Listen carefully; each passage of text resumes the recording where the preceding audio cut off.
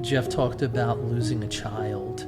I mean, it was hard to listen to as a parent, and just listening to it almost choked me up a little bit. And so I can't imagine going through that and, that whole experience with his wife and the child and everything they had to go through and everything associated with it.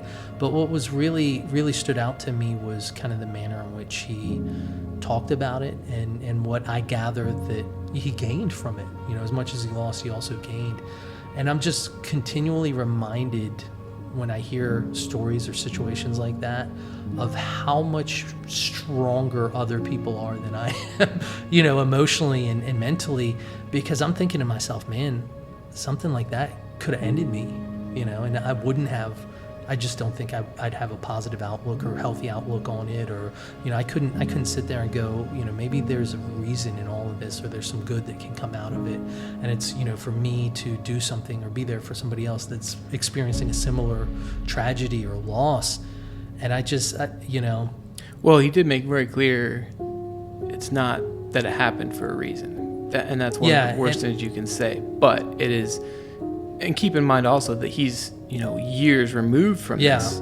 So I remember when we did talk about it, and he mentioned that he called me and we talked about it, and he was absolutely wrecked. Yeah. And he has been battling that for a long time, and that's something that he's working his way through still to this day. Yeah. But it's taken him, even with the mindfulness training that he has, it's taken him a long time to get to the point where he can talk about it with someone like me on a podcast and it not just wreck his world. So and you're absolutely right. I misspoke there. It's been like a week since I listened to it.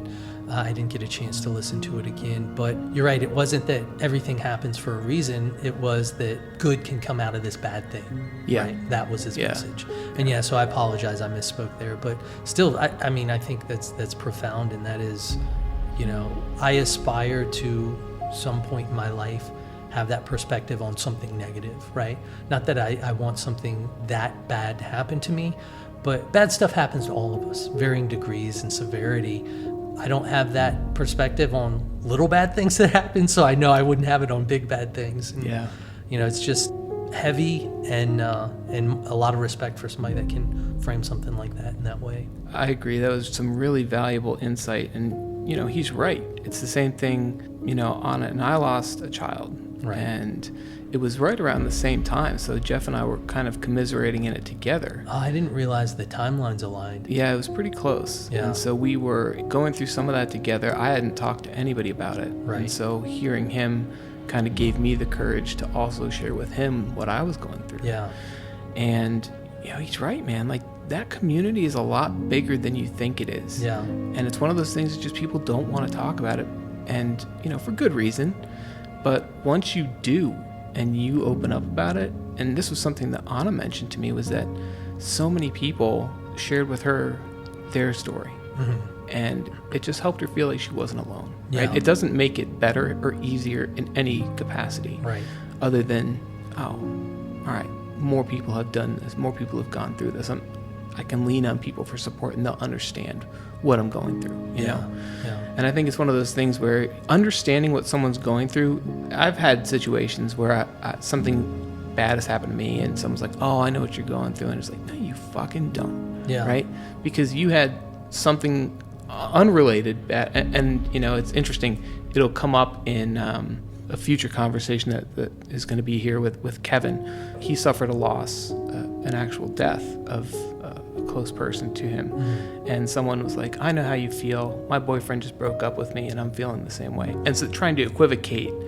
A breakup to a death? Yeah. So, I mean, like, when that happens, it's like, nah, right? That's, we're not even close. Yeah, man. So, and even in this case, everyone has their own story with it. Yeah. So it's not trying to, hey, me too, but just be available, right? Yeah. You can tell your story, but don't try and equivocate. And I think, most people kind of get that, but obviously some people don't. Yeah.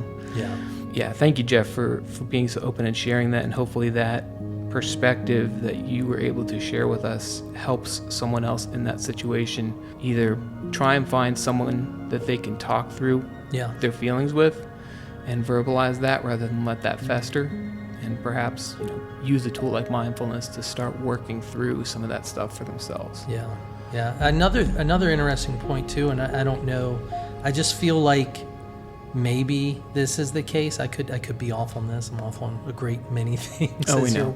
As you're well aware. It would appear there's some underlying assumption that type of loss is and should be devastating to the mother, right?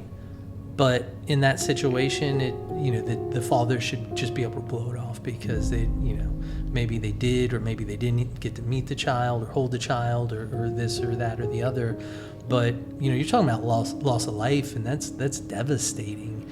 And so I don't know. What's your perspective on that? Do you think that it's downplayed for men, that type of loss, a little bit more than it is for women? Or I think it's downplayed for sure. I think there's something just innately.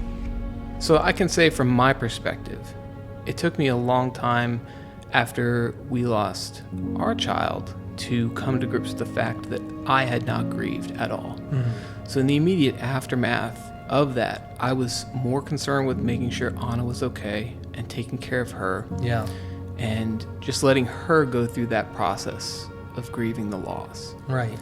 And I didn't even think to look at myself and figure out what if anything was affecting me. Right. And it wasn't until 6 months later that I really was just going through a period of depression, and I couldn't put my finger on what it was. It was also, it was shortly after I had lost my friend Mark. Mm-hmm. So that was part of it too. But it took a lot for me to then look inside and be like, you know what, this affected me in a big, big way. Yeah. And I have not addressed it. And, fuck it, I'll say it. The way that I figured that out for myself was through a psychedelic experience. Mm-hmm. And that trip put me in a place where my mind unveiled what was truly inside. Right. And it was the most painful and at the same time cathartic experience to recognize, fuck, I did not grieve this at all. I'd just been holding it. And I was so preoccupied with making sure that she was okay that I didn't take care of myself. Yeah, you were filling your role as man and husband and taking care of everybody else first. Yeah, and I told you about that experience when it happened, like right after I'd had that revelation, and I was crying in front of you in your office telling you that story again. Yeah. It was absolutely the most emotionally powerful experience of my life. Yeah, and just recognizing that and processing that and coming through that, and on the other side, I felt incredibly light and almost joyful. Just not joyful at the fact that it had happened, but it was kind of like all of the grief fell off and the seesaw swung violently back in the other direction, and I was left that much lighter. Yeah, and just more at peace. Yeah. So, I mean, I understand that it takes a long time sometimes for that to process, but I don't think there's anybody out there, male or female, who has lost a child and felt nothing.